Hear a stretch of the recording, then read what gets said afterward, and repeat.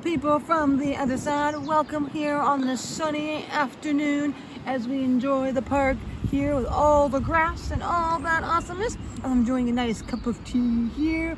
And yes, my nails are naked also. That means there is a video coming your way right here and right now. If you're new, please hit that subscribe button so you can become part of this magical, sparkly family right here to the stamping. So with no further ado, let's get to that video. Here we go with the base color that's going to go under the design, and I already have the base coat on, so here it is. I'm using this nude color. I'm going to do 2 coats even though I'm putting something on top of the polish to cover this color. I just want to make sure there's no gaps or opaque. It's nice and opaque so I don't have to worry when I do the next phase. So here is me putting on the second coat, so it's nice and ready to be the base color. So any little gaps or anything that might not get covered fully, at least it won't be shining the color or the light through, I mean, the way we don't want. And here is one of the colors, this nice yellow that I'm going to use here. And then this nice bright neon-y pink to another one from that same brand of the LA Girl gel-like polishes, the blue one. And then this green one. Some of these polishes are not the greatest for being full in color, but they're good for this. And as you can see, I'm using my stamper for this. What I'm about to do, I felt like it's better to do this because it makes the polish thinner, so it dries better than how I used to do this. So all I'm going to do is I'm going to dab to put it on, because I don't know what it is. It's kind of like stamping it, so it's thinning out the polish. This way has really helped, because dabbing it on has made it thin enough so it comes off the skin even easier. But it's still getting on the skin, but it's a thinner consistency. I don't know why. It's just the way the stamper puts on the polish. So you can kind of put stuff on top, because how it kind of dries on it when it gets thin, and then it becomes like a stamp, and you can kind of just put it on top, depending on how the stamper is. If the stamper is brand new, it doesn't always work as well as this one's a lot older. But I'm going to add this very sparkly hollow here. It's going to be very, very, very subtle on top of this. So it's only going to give the hint of sparkle underneath.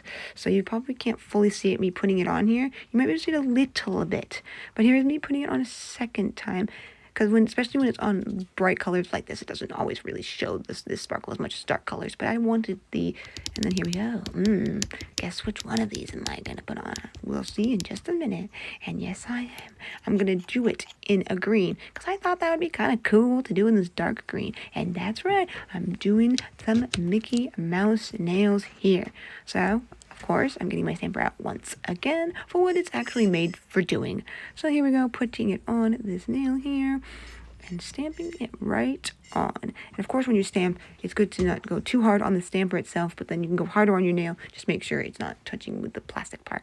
But here I am now cleaning off what's on my skin. This was a little hard, but not too hard compared to how I usually do it. And usually the polish stays thicker. This makes the polish thinner, so it is actually easier to take off like this than it might typically.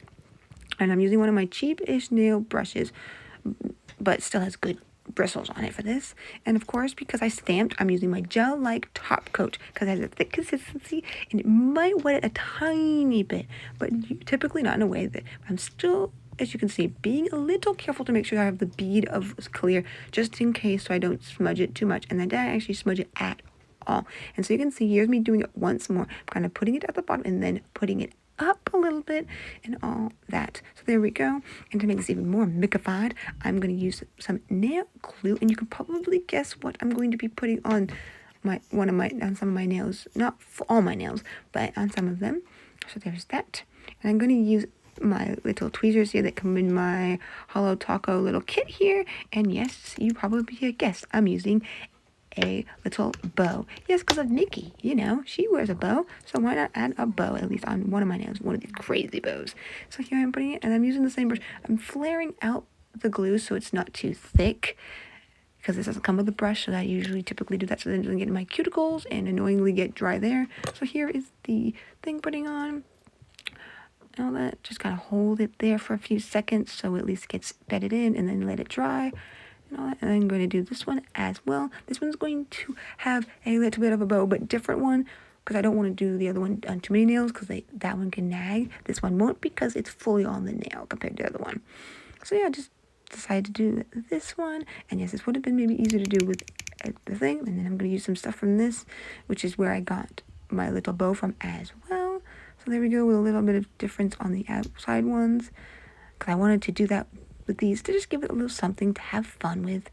And with these, I'm using my not gel top coat, because this one's thinner, so it flows better when there's a 3D thing on it. Well, you don't really have to always put polish or something on top of the 3D thing if it's glued down, but I do, just to give it that shine and maybe hold it a little better. Especially this one doesn't fully need it, but I shine it up a little bit anyway, and it's better with the thin. So there we go.